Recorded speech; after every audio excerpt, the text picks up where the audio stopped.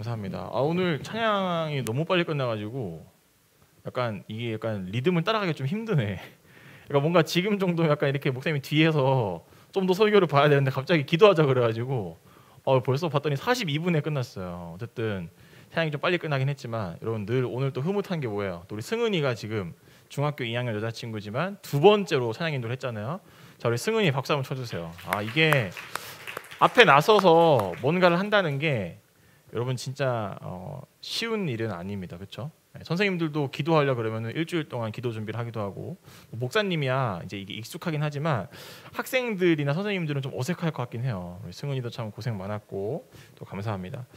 또 승은이부터 이제 중1 친구들도 많이 있고 또 중2 친구도 여기 있는데 어쨌든 지속적으로 이 찬양 인도자가 세워져야 됩니다. 지금은 고등학생들 위주로 가다가 그래도 올해 이렇게 중학생들로 됐는데 계속 세워져야 되니까 우리 특히 중1 친구들도 그렇고 마음이 있는 친구들은 또 누가 요청이 있다면 한번 생각해보고 또 아이노스도 또 아미라레도 찬양 인도도 같이 하면 좋을 것 같아요.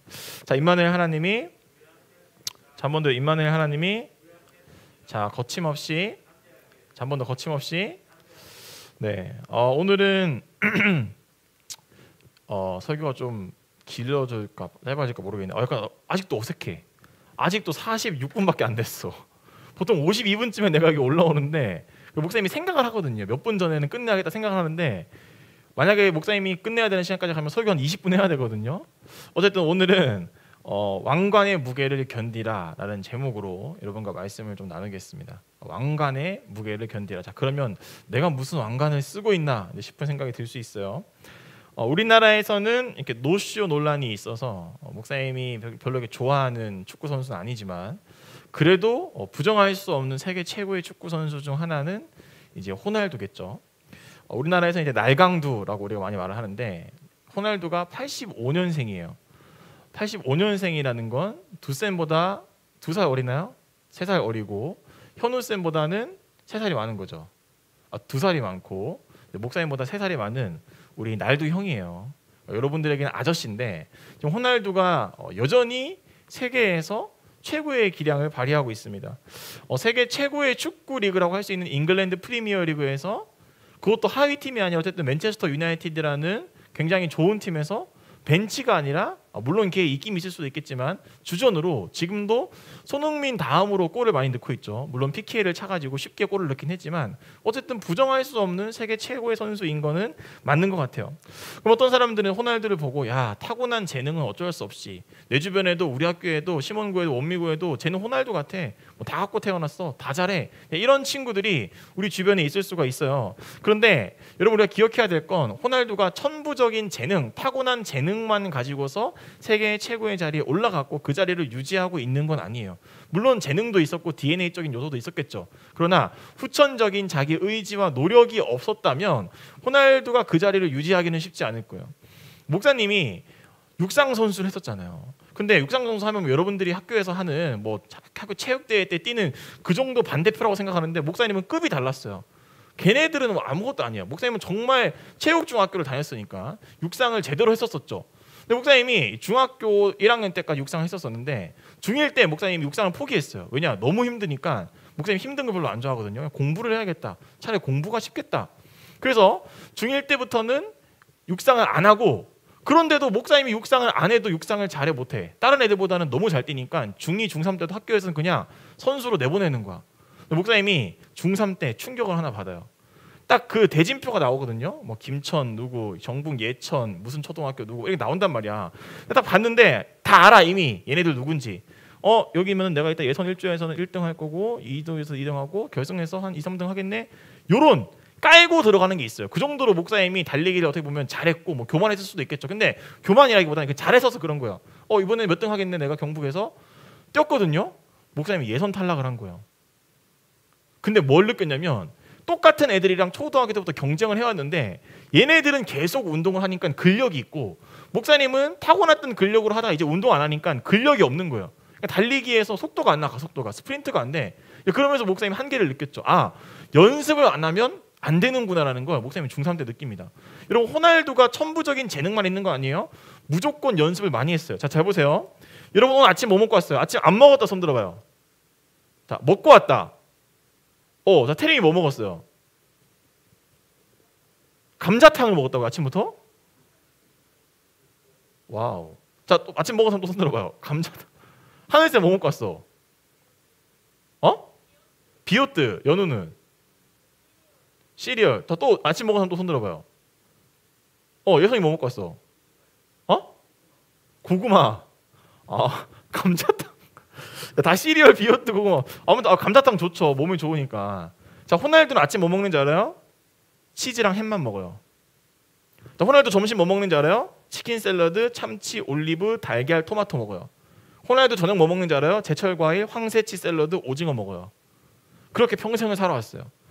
여러분 우리가 봤을 때는 아우 대단하다 또는 이게 교만해 이러지만 최고의 자리를 유지하기 위해서 먹는 거를 최소화하면서 자기를 훈련하고 있는 거죠.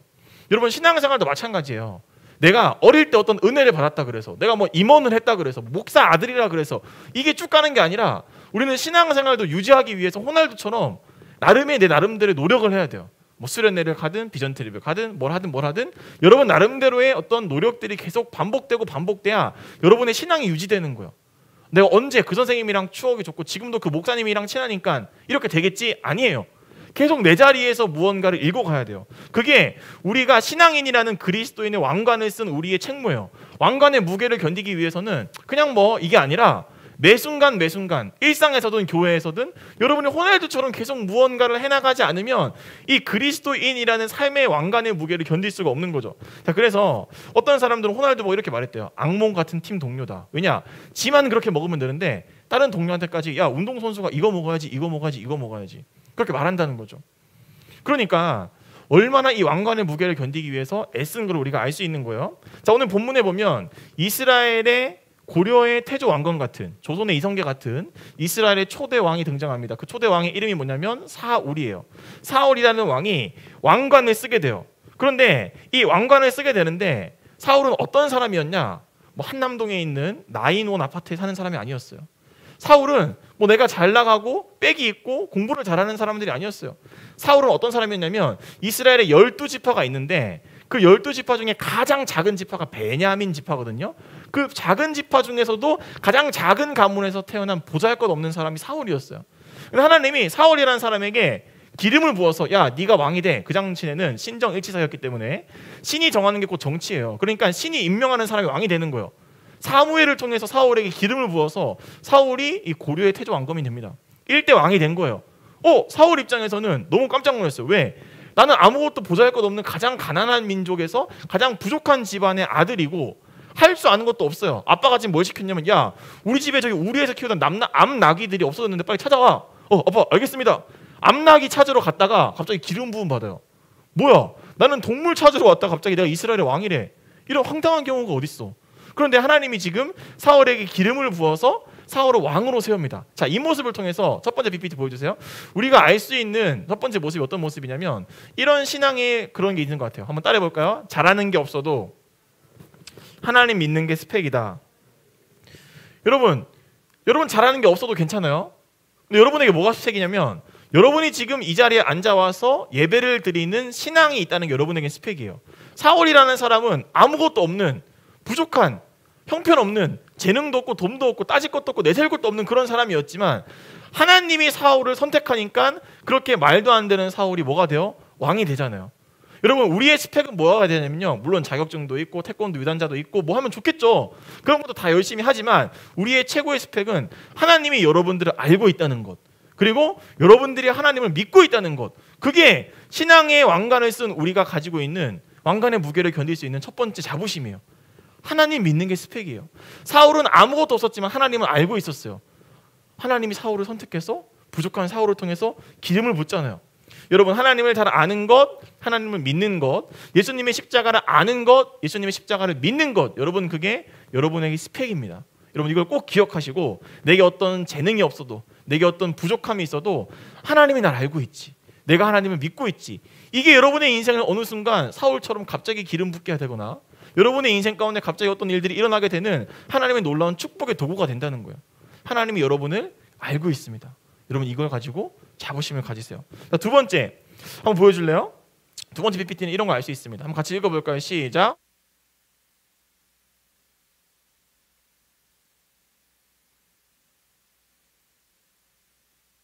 한번 읽겠습니다. 시작.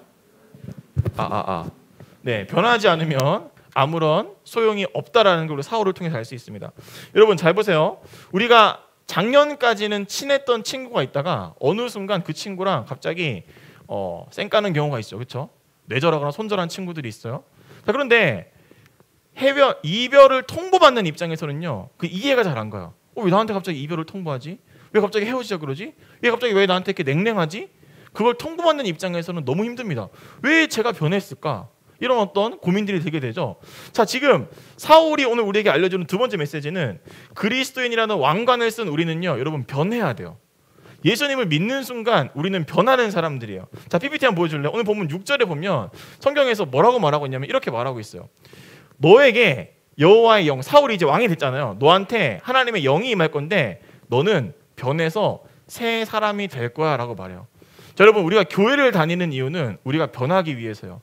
여러분들이 학원을 다니다가 학원을 옮기는 이유가 뭐예요? 이 학원을 다녔을 때 성적이 잘 안 오르면 내 성적을 변하게 하기 위해서 학원을 옮기죠.